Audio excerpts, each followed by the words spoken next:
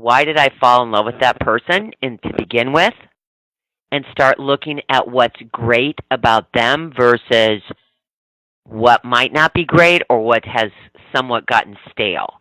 And so you got to bring the excitement. You bring the passion.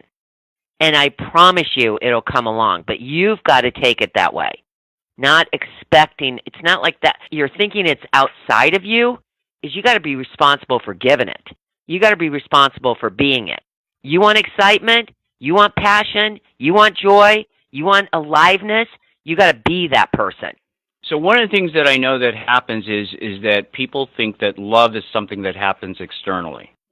And really, the emotions that we feel are choices that we've made internally, meaning if I feel love, it's because I chose to feel love in that moment. I remember that in a seminar that somebody asked, well, you don't understand, I fell out of love with them.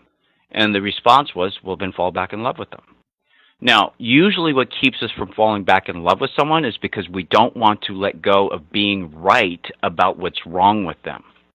And as Kathy said before, fall back in love with the stuff that you've originally fell back in love with.